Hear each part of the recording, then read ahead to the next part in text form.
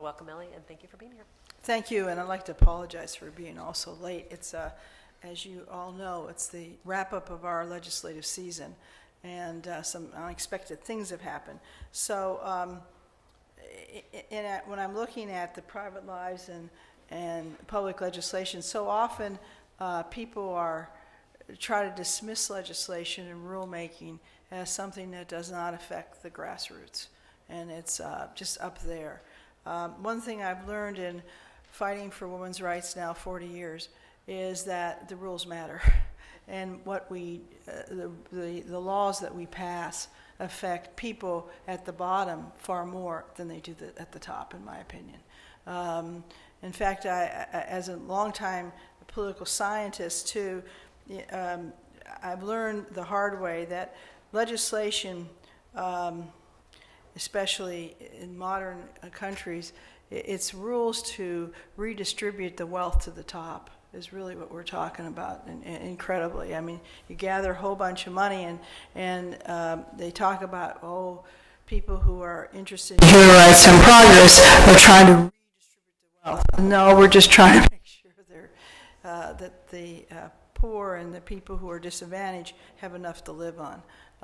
What we are going through is a massive redistribution of wealth to the top in our country, and I think worldwide, where there's not enough to eat or drink clean water. For the numbers are astronomical. We're now talking something like 2 billion people don't have clean water, and 1 billion don't have enough to eat.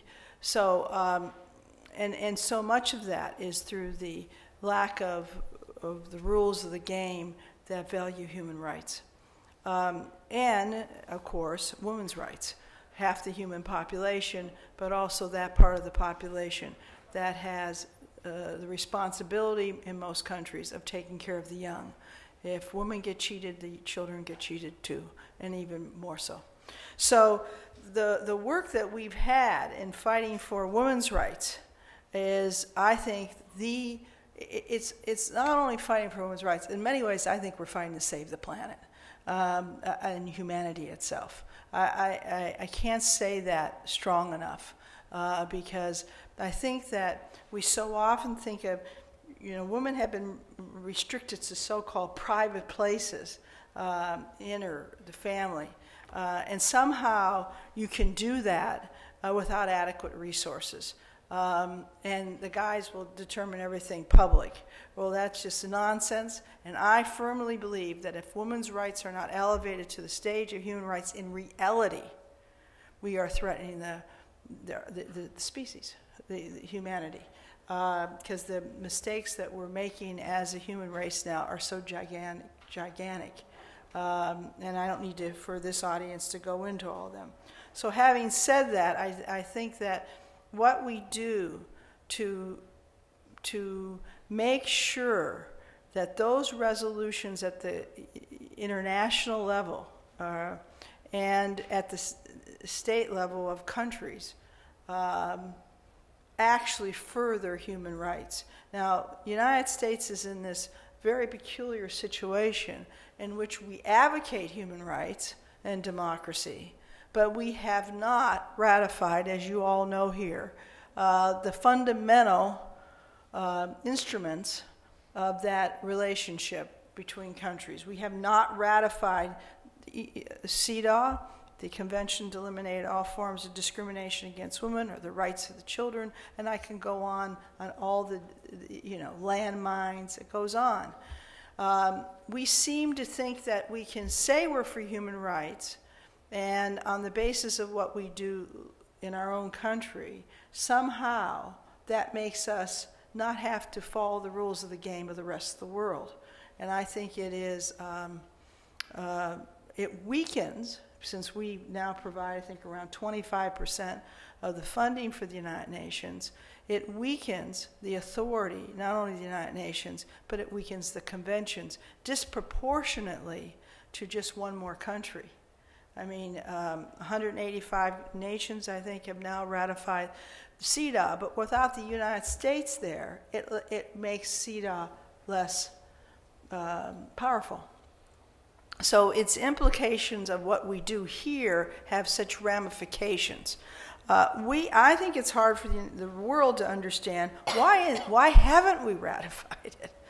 Why haven't we ratified these various international instruments of social justice and so needed for human rights and humanity when we speak that we're for? And I think that it's very hard to understand. I wouldn't blame anybody for not understanding the peculiarity of the American political system. It is so easy to block legislation, and it is so easy to block what is being done in the United States Senate. And all this is ratification of one body, the Senate, as you well know. It takes 60 votes to get something on the floor, which is 3/5, and it takes 2/3 to pass a resolution. So anything that is made at the least bit controversial can be blocked. Blocking is easy. The passing is so tough. And if we just needed a simple majority vote and a signature of the president, all those resolutions would have been passed long ago. But we need not only the signature of the president, we need 2/3, or in this case, 67 senators. Very hard, especially in this very polarized world that we're living in our own country. The politics are very polarized and very easy for one person to block. In fact, one person, the Senator Jesse Helms, who's now deceased, sat on, literally as chair of the Foreign Relations Committee, these treaties being advanced. Just one person.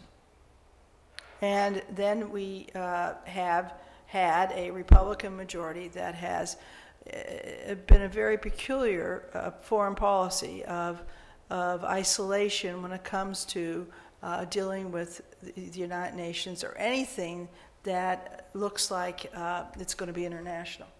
So we are in a very peculiar situation where we advocate and in many ways act in a way that we respect human rights, but we have not done some of the basic things we should be doing, and one of them is to ratify the treaty. And the other part of it that I think is not understood well is how these treaties are dismissed. Is, oh, well, they're not enforced anyway, so what difference does it make? You see? So, and especially if a country like Saudi Arabia has passed it when they don't even let women drive, for heaven's sakes, it makes it seem even less important. So you have some part of your opposition saying it doesn't matter because the treaties don't have any power, and on the other hand, it does matter because and somehow they'll take away our sovereignty. I mean, it's like they're talking out of both sides of their mouth. On one hand, it's worthless, they don't mean anything. On the other hand, oh, but they'll take away our sovereignty. So we get whiplash back and forth.